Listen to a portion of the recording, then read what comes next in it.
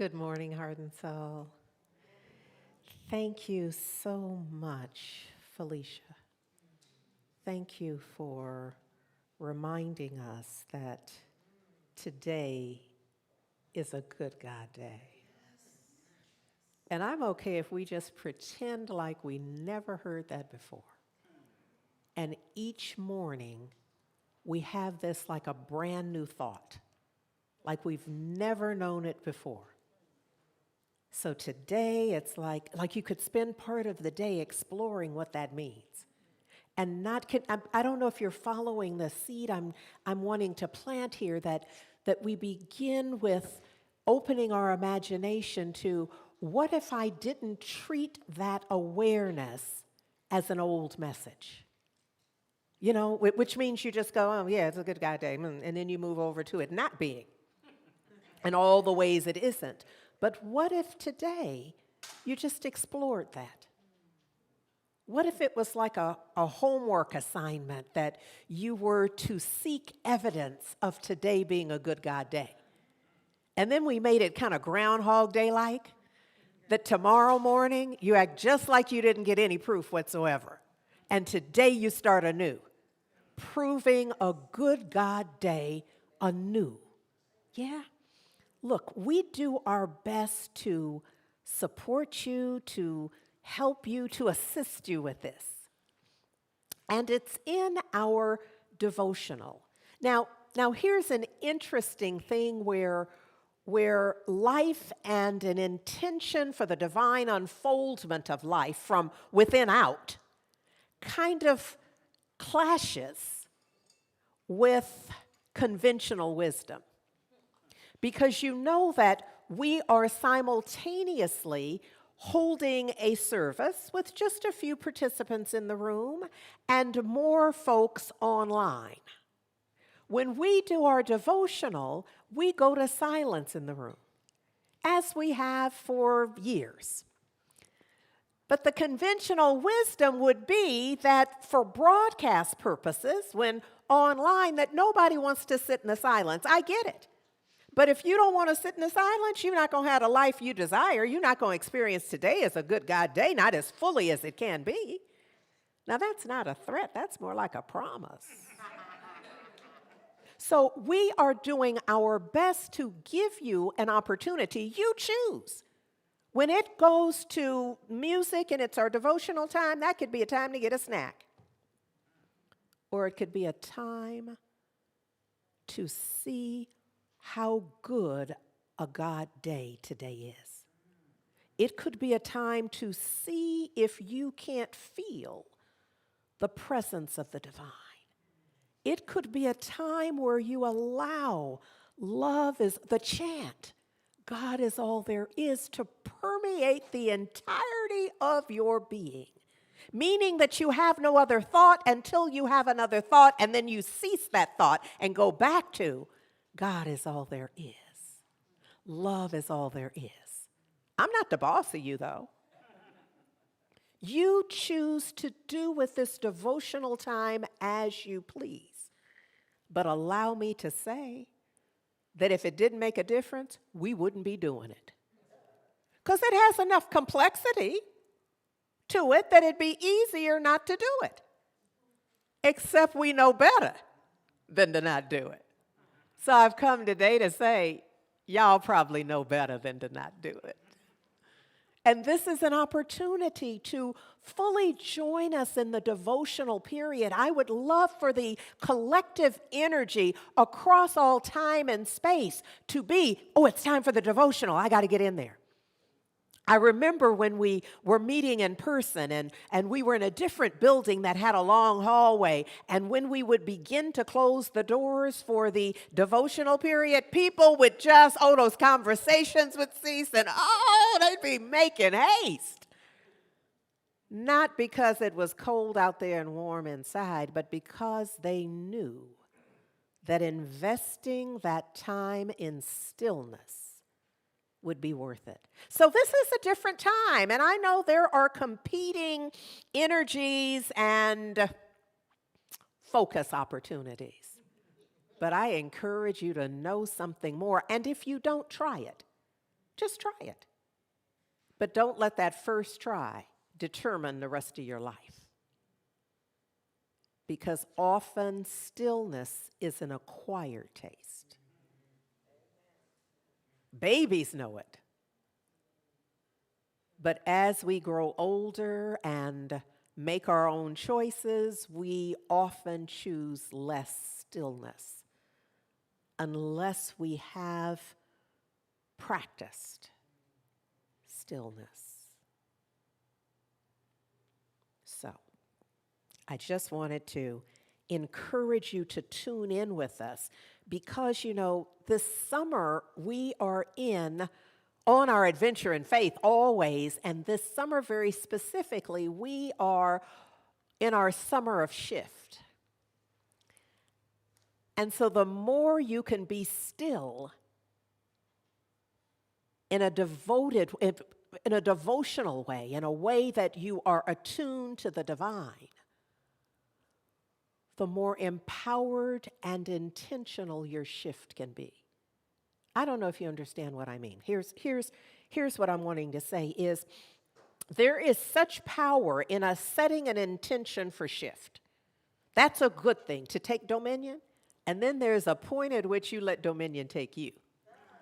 But if you're not being still, you don't know how to do that probably.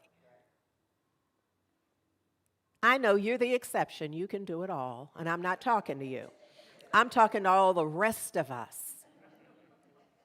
who are more like, who can benefit from some of what we have learned in how to let go and let God. See how that just rolls off the tongue? It doesn't roll into the life that easily. This notion of letting go and letting God means that something has to happen within. And that stillness, that time that we offer you is that. So for this summer of shift, we're inviting you to sense the stillness in preparation for the divine shift, not shift for shift's sake, but for the divine shift for the highest and best for all concerned. Lord knows I hope that makes sense. Thank you. Thank you. Sometimes just a little encouragement can go a long way. Look, the book that we are reading for summer school, let me just, juicy, good, right on time. We're giving thanks to our brother, Sean Jenwright, PhD. We'd love for you to get the book from us. And in order to do that, what we're asking is that you make an additional immediate donation of $20 or more. You could cover our shipping costs. You have a sense of what, make up a number, and you could add more to that to make a donation. And you could decide that, you know what, heart and soul, sometimes someone may come to you and say, I'd love to have the book, but I don't have the 20 right now. So you might just kick in the 20 on behalf of someone else. But you would do that through our website, heartsoulcenter.org/SS2022 book. And if you go there, you'll be guided through the process. You'll get the book. If you're here today or willing to come in today, you can pick up the book today because we have some copies of the book right here on the premises, so you can do that. I want you to, there's some information that I want you to have about how we're doing this. And part of it is that Sean Jenwright has some video work as well. So there's the podcast with Brene Brown, which is just amazing. And so you can find that on her site, on brenebrown.com podcast. And then you can go from there and simply look for either Jenwright or for pivots or, just get in there. Y'all know how to search. You don't need me to work out your search operation. So you can do that. There's also a QR code. And the QR code, and right now you can just, if you're at home, you can do it on the screen. Y'all can work it out. Y'all know how to do this. So what it will take you to is a video that Dr. Sean recorded that gives you a sense of his intention and what he's up to. Can I just say that our dear brother is a visionary? First of all, he has a brilliant mind. The books that he's written before were more academic in that way. This goes right to the heart. He didn't leave the academics aside, though. I mean, meaning he didn't just abdicate his intellect, but he opened his heart. And so he writes this from a place of, would y'all understand if I said divine vulnerability?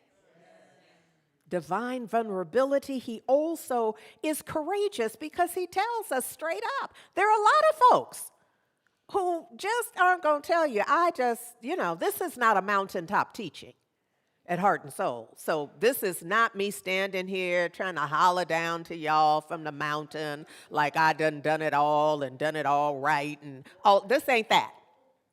This is instead me I'm just trying to do the best I can and tap in and share what the divine gives me to share. And sometimes if you're paying close attention, you'll notice that there's that I'm trying to share just because I want to share it. And the divine is like, no, hush about that. And that slide, that's cute that you prepared, but you're not showing that slide because there's something else we got to do here. So I'm just doing my best right from the valley. I'm just at the curb and the cut, trying to give the highest message I can possibly share at any given time. And sometimes I'm trying to break off a piece for me too. Because a lot of times it's new for me in the moment. I'm just trying to tell y'all the truth. We're in this together. Suffice it to say, we are in this together. So, look, when we do summer school, we always have life work, homework, work you're going to do on your own. Because we only there together for about 90 minutes. And so there's no way you're transforming the whole of your life. And, well, maybe you. But most of us, as for me and my house, we need more than 90 minutes for the full transformation of my life. So there is work that I must do on my own. So I get to glean some ideas and a practice, and then I got to do the work. Because just buying the book and holding it close. Now, I'm feeling a little something, but I'm not likely to transform my life from top to bottom and side to side and in and throughout. But you may have a different kind of experience. Just buying a book and putting it on the shelf may be enough for you. But for most of us, we're going to have to break into it. We're going to have to read at least some of it. You understand what I'm saying? And the ones who are serious about it are going to read it all long before we start assigning the parts. But I want to give you a sense, in case you want to play with us, that we know that folks come to us playing at whatever level. Like some of y'all get snacks during the devotional. Some of y'all leave when we go to gracious giving. You like, I ain't doing that, and you go on, and you don't even know what you're missing. You'd have no idea about the power of the practice of giving and being present to that divine energetic. You don't understand the giving and receiving is a universal principle and how it works. You don't know that, and you may not even care now that I said it. So people come from wherever they are, and we meet them and love them however they come to us. So we know that somebody's just holding steady. They're like, I'm going to get the book, and I'm going to flip through that intro part. I'm not committed to reading the whole intro, but I'm going to do a little something, and I'm probably going to click that QR code because that sounds like fun. And I don't know, I'm going to show up, and we're going to see how it goes. But there's a level where the person knows, this individual knows that they're shifting. I'm about to shift. So I'm going to read the intro, I'm going to watch that video, I'm going to do that QR code, and I'm going to read that first pivot because I don't know him. I'm going to see how this goes. And that's fine. This is what I want you to know. I ain't mad at you however you get in. Get in where you fit in. But then they're the ones who are flowing and they're like, this is just in time, Rev. I don't know what you read my mail, you can tap my phone, you ask my friends. I don't know how you got all up in my business, but this is right on time. And look at here, I'm getting ready to read the intro. I'm going to watch the video, QR code or not. I'm getting ready to read that first chapter around the lens to mirror. I'm going to journal just like you suggested. I'm going to listen to that podcast with Brene Brown. That's not getting by me. That's like a 90-minute podcast, just so you know. But I'm getting ready to do that. Somebody told me they did that when they got home from summer school that night. Now, I'm not a nighttime learner much. So that's my morning kind of activity. You understand? But you got to know how you are so you can what? Get in where you fit in. Now, if you are thinking, so now where am I? How do I get all this? If you are not on our mailing list, you're not getting this. If you're not on our mailing list and you want to be, send an email to admin@heartsoulcenter.org. And in the subject line, put something like, add me to the mailing list. I want in. Any of that. Just, I missed out. Any of that will do. Because we want you to have it so that you can choose, so that you can see what we're up to, and then make whatever choices you need to make about how you want to play. But I do want to play with these 4 pivots a bit, because this is a brilliant concept. This is a brilliant concept. The full title of the book is The 4 Pivots: Reimagining Justice, Reimagining Ourselves. Because you see, this justice that we're imagining requires that we first reimagine ourselves. Why? Because whatever is in our life experience is there by right of consciousness. Whenever I say that, there's a part of me that wants to duck. You know, because I know somebody's mad, because you want it to be about something else. You want it to be about them. About how they, but it's really us. And there's no us without me. You know, me is a part of us, just y'all, yeah? So what we have, the world we live in, is a reflection of our consciousness, of what we believe and how we execute our beliefs, how we live our beliefs into the world. That it's a pictorial of how we be.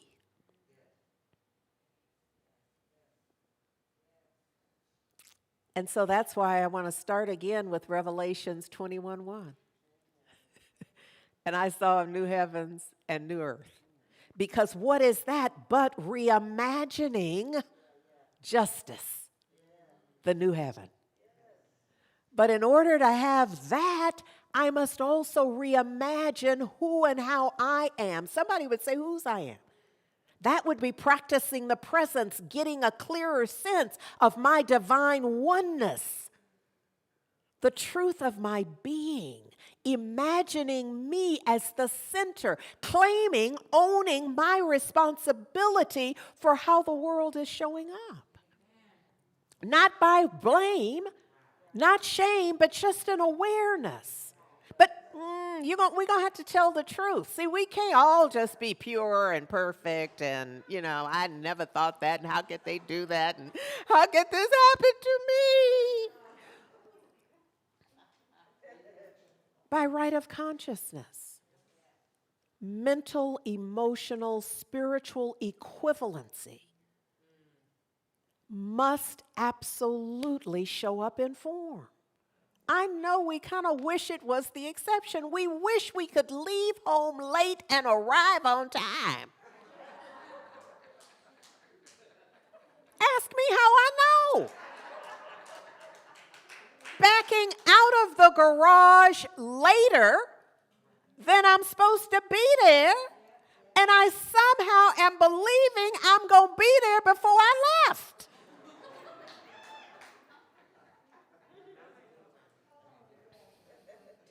This ain't that. This ain't it. That's not imagining a new heaven and a new earth. That's just crazy thinking. I'm just Forgive me, but I'm talking about a little something different.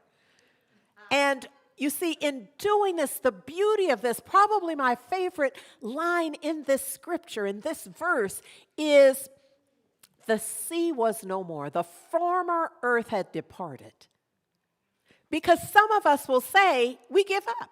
We just like, that's just the way things are. Well, no, because the former earth had departed. After I what? I saw a new heaven and a new earth. That former earth had. See, it's not that's just the way things are. Because what? I thought of a new way. It's going to be different. That cannot coexist in my vision. I'm reimagining a new heaven and a demonstration that matches it. Justice, love, peace, joy. So I don't get to look at poverty and homelessness and say that's just the way things are. And I know some of you want to jump the gun, but what are we going to do? You don't have a consciousness yet to do nothing. Forgive me. But you can't see any doing you do right now. You're doing out of the old earth. We don't want you acting just yet because you still see you've not yet transformed. The mental equivalency in there is all too new. Is this making sense, y'all? So it's not that you won't act, and we're not trying to slow well, we are a little. We're just saying, no, you're not ready. No, come on back, meditate a while. Pray a while. Forgive a while. Let go, surrender. We have to, you ain't ready. You're not ready yet.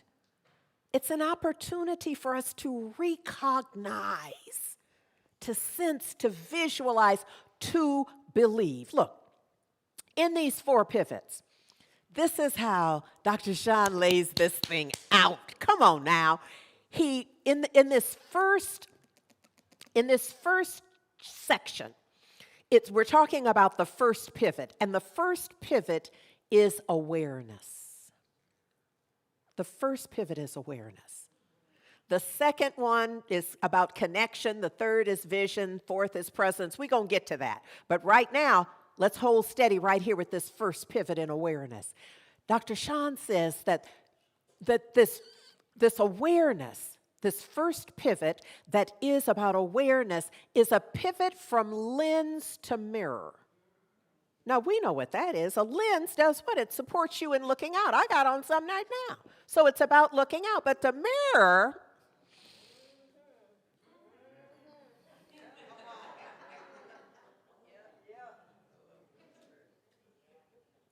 we understand why we prefer to look out. Because I could get you straight. If you just, and I could just feel all my day and then just be worn out at night. So I couldn't even look in the mirror at night. Because I'm tired from all that lens work. Putting in the correction. Folks need to know, don't they? They need to know. And if I don't tell them, how they going to know? But if I let go of that, and I just, in a Michael Jackson kind of moment, just deal with the one in the mirror. Ooh, I'm talking to the one in the mirror. I got lots to say, but what if I just start there? What if I just start there and soften the heart and open the mind and begin to shift the order of things in a way that can make a huge difference, yes? So he says this pivot from lens to mirror and is a shift from the external focus that limits our perception to one of honest self-reflection. Honest self-reflection. Ooh, look, I'm going to have to speed up here just 'cause. Just 'cause we got stuff to do. So look, in, no, sorry, I got it. All right, so, okay. All right, look. Oh, okay. Oh, I was trying to figure out, so what's the segue then? But I think I get it now. All right, so this notion of shifting our perception to one of honest self reflection is also a fertile place of believing.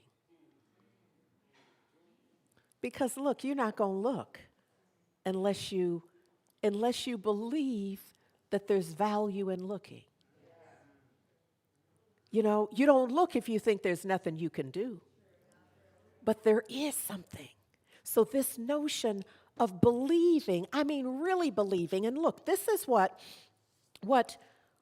I get about, well, what I know about Sean anyhow as a person, as my friend, what I get that he delivered in this book is his belief in humanity. And look, everybody doesn't. Everybody doesn't. There's some self-help books, meaning found in that section, that in truth, you get that they don't really like you. I'm not citing any particular book, but I'm just saying if you realize they don't really have faith in you. They're not believing in your innate goodness. There's nothing there that implies or gives you a sense that they believe in the highest and best around you. They got some ideas. But look, this notion of believing in dreams, again, a new heaven and a new earth. And believing that no matter how it is, that love will never end. See, somebody has to believe that. Somebody has to believe that just because that didn't work the way you wanted and because they didn't respond in the way that love will never end. That there is an authentic belief, but there is a song, the lyric of which I love, that says, and like the river finds the sea, I was lost and now I'm free because I believe in you and me. Because this work that is ours to do, if we don't believe in ourselves and each other, we're not going to get this done.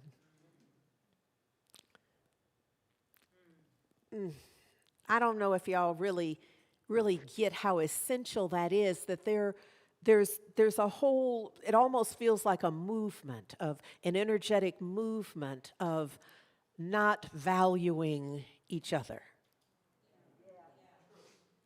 You know, standing like I'm all that, but I'm not valuing anybody else. Maybe 2-3 other people. But generally, I'm not valuing humanity. I don't see the value or the pulling in close or we got work to do, y'all. We got work to do. And some of it is to love so much that it spills out in ways that folks can't escape it. I'm just saying, look, I want to remind you that I guess last week, maybe week before, I don't even know when it was, but there was a point in time when we were playing with, when we were playing with Matthew 8 verses 5 through 10, generally.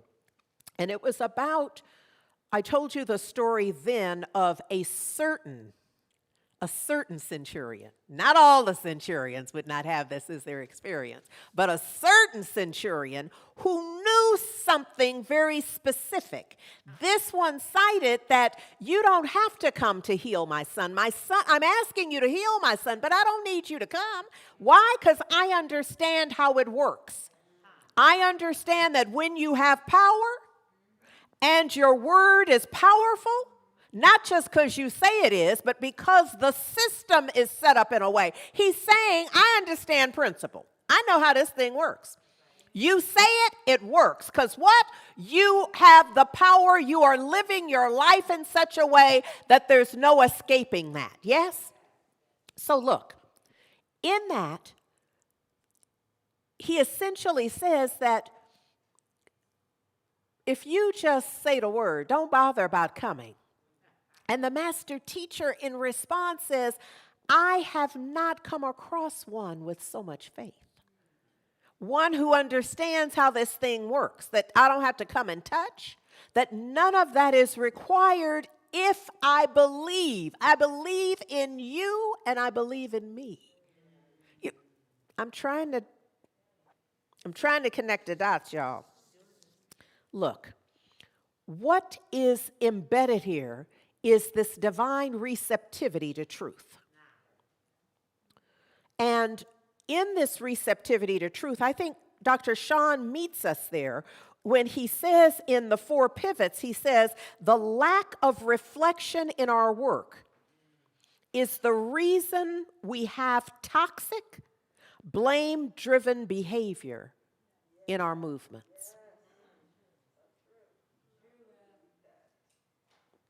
That's what Dr. Sean is reminding us of. You see, but when we understand how life gets to be the way it is, we have another opportunity for shift. Here's how I want to challenge you. Right after Easter, I was doing some of my own work on Mike, as it turns out. And it was looking at how the master teacher, in having, as the story is told, having risen and returned to the disciples, was getting those apostles ready to go out there and do the work they're supposed to do. Because the work was not just sit around and talk about how it was.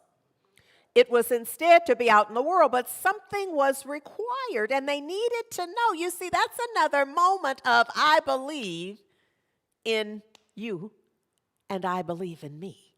That was the divine demonstration in that moment of bringing them to an awareness of using their senses at a more highly developed way.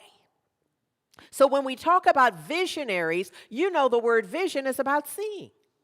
And so it's about awakening the visionary that each and every one of us is. And so when I look at the word shift, we were looking at, and you'll see it throughout summer school as well, using it as an acronym, that the S is for seeing. But seeing beyond, not just ocular system engage, but it's the awakening the visionary. And I saw a new heaven and a new earth. And in seeing that, I understood that the old earth had to move and that the sea was no more, that the confusion that had been present, that had been in my way, is now removed. I'm wanting us to understand metaphysically that there is something more here, that we're not just talking about one person who saw a new heaven and a new earth and that's done. That it's up to each and every one of us to see and to hear, and here's the thing, to intuit. Now, this is why I started by talking about devotional. In order to expand our intuitive faculty, our ability to see and sense beyond, if you're not still, you're not intuitive. I know who made me the boss. I'm just observing. Just because you call it that, don't necessarily mean that's what it is. So in order to see beyond, it's the idea is like seeing beyond the veil. You got to sit in it. Must sit in it and discern, receive what it is. And then feeling, sensing, connecting in a way. Yes. Thinking. Because this is in some ways a mental universe. What you think has power. Yeah, even that. That thought too. I know what we wish we could just put labels on the thoughts. Like this one, I want. This, I'm just been thinking this all week long, but I don't want none of that. What I want, I only thought momentarily. But let me put a label, slap a Post-it note on it to say this is it. Because there's nothing else in my consciousness that's identifying that. What we give our attention to expands. So look, anyone who is in touch with any aspect of shift, the way we're using it as an acronym, seeing, hearing, intuiting, feeling, thinking, you need to know you're blessed. You're whatever part of that, to whatever degree. And we continue to expand in it. We continue to do the work. We show up for summer school. We take the classes. We sit in devotion. We do our own spiritual practice on our own to the best of our ability. And when we find that we can't really hold the charge the way we want, we set up a mastermind group. We get a prayer partner. We know that we sometimes perform better when somebody calls us to say, it's time. We do whatever is required, but we are blessed to be a part of a community that is committed to the evolution of life through seeing a new heaven. And look, I don't even have to look down for the new earth, because what? The new heaven determines the new earth. Because it's the mental and emotional and spiritual equivalent to that. So you don't even have to look for it. I'm blessed.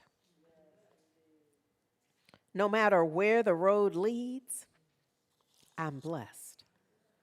From when I wake up in the morning to I lay my head to rest, know this, we are blessed.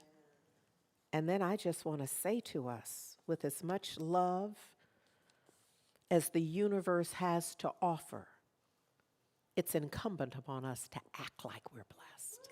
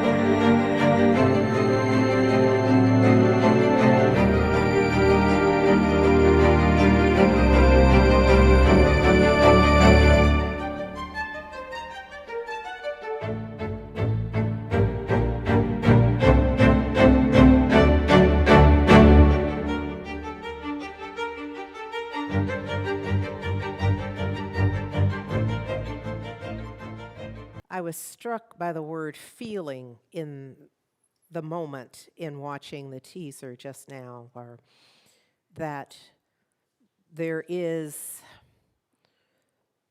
an operation in the world, a program, if you will, an intention of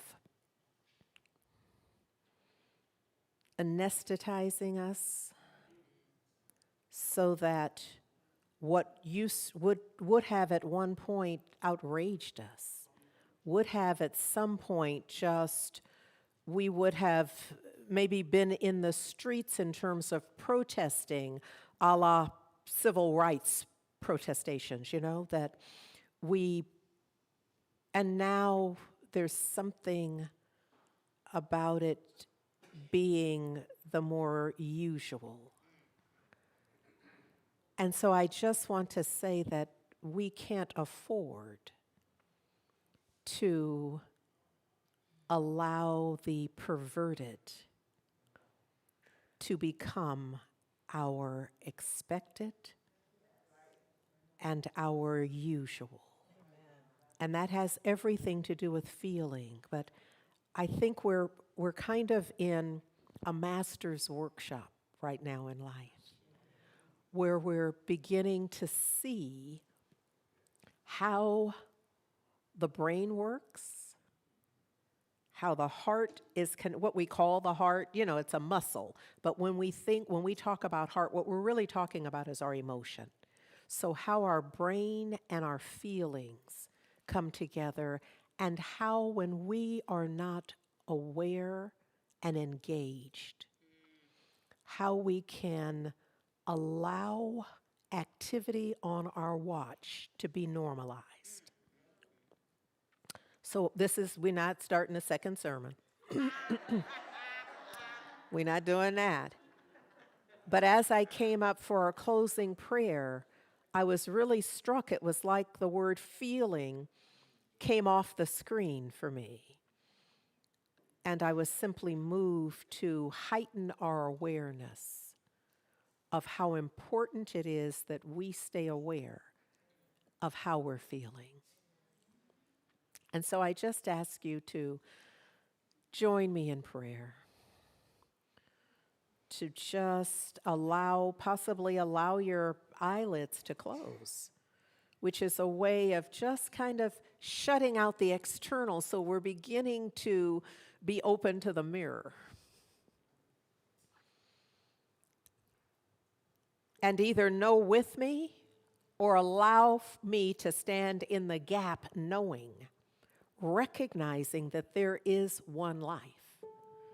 And that life is magnificent, that it is whole, that it's perfect, that it's complete.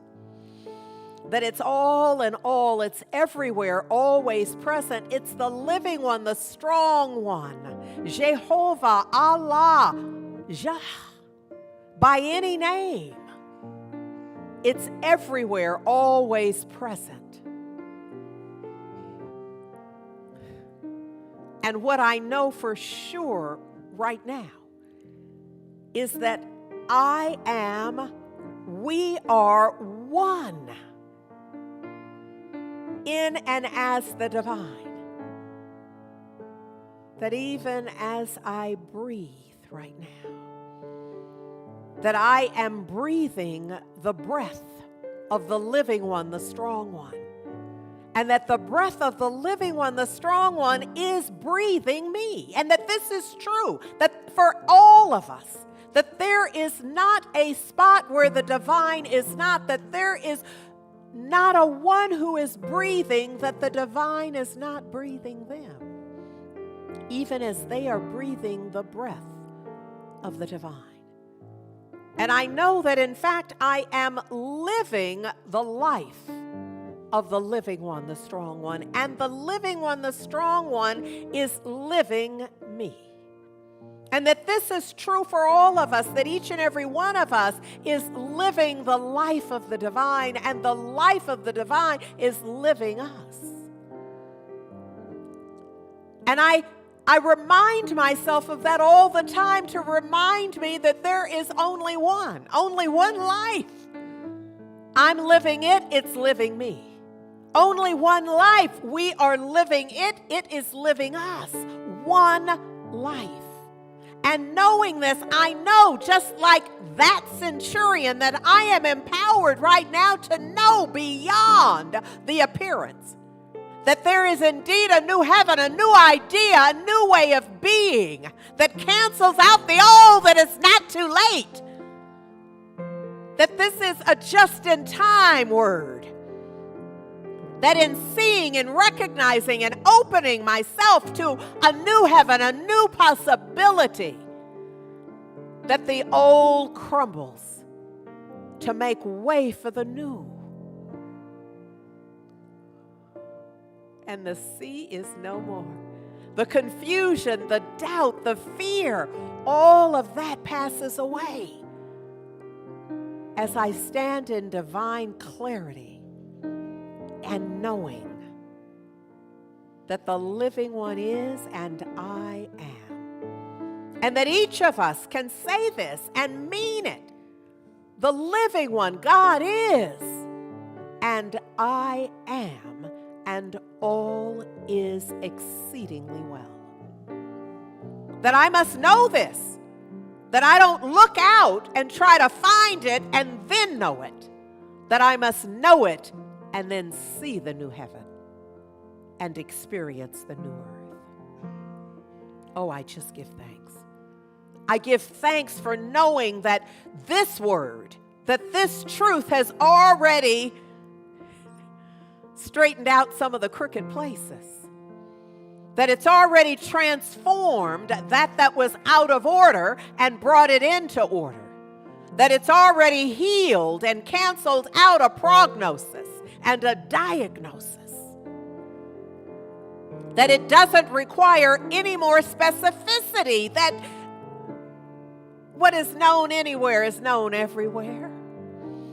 And so I let this word be in gratitude and thanksgiving, knowing that it goes ahead to produce in like kind. It is the mental, emotional, spiritual equivalent to my heart's desire for peace and love and joy, present right here, health and well-being present everywhere. So I simply let go.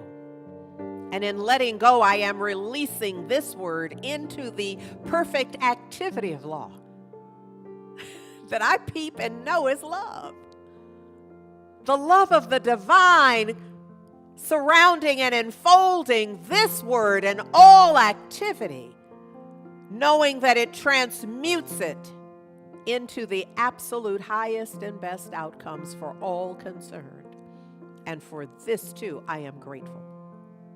So letting it be, I release this into the perfect activity of law, now and forevermore, sealing it for all eternity by simply saying Ashe, Amen, and so it is. Love matters.